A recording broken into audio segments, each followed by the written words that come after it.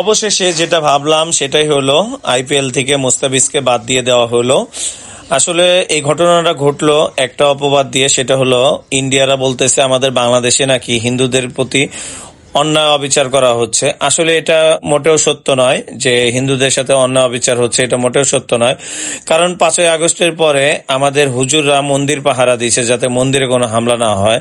তো আমাদের বাংলাদেশি হিন্দুরা যতটা সুখে আছে এবং ভালো আছে অন্য কোথাও নাই। তো এটা ইন্ডিয়ারা যে অপবাদ দিচ্ছে এটা মোটেও সত্য কথা নয়। আর বিসিসিআই থেকে যে কলকাতা নাইট রাইডার্সের মালিক শাহরুখ খানকে কড়া নির্দেশ দিয়েছে যে মুস্তাফিজকে ছেড়ে দেওয়ার জন্য, তো কলকাতা নাইট রাইডার্স তারা মুস্তাফিজকে ছেড়ে দিয়েছে। তো বাংলাদেশ প্লেয়ারকে অপমান করেছে, বাংলাদেশকে অপমান করেছে। আসলে এটা আমরা কখনোই কামনা করিনি, কারণ ক্রিকেট ভদ্রলোকের খেলা। আর ইন্ডিয়া যতদিন ধরে আইসিসির মানে হস্তক্ষেপ করতেছে ততদিন থেকে এই খেলাটা ভদ্রলোকের খেলায় পরিণত আর হচ্ছে না। ওরা এই খেলাটাকে রাজনীতি ভাবে নিয়ে যায়। ইন্ডিয়া পাকিস্তান, বাংলাদেশ পাকিস্তান, মানে খেলাগুলো কেমন যেন এই রাজনীতির প্রভাব করে ফেলতেছে। তো এটা আসলে কখনোই কামনা করিনি।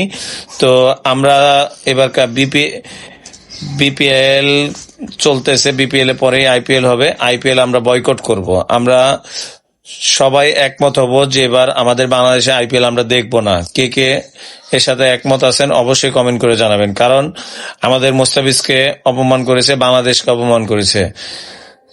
তো সবাই ভালো থাকবেন, শুভকামনা।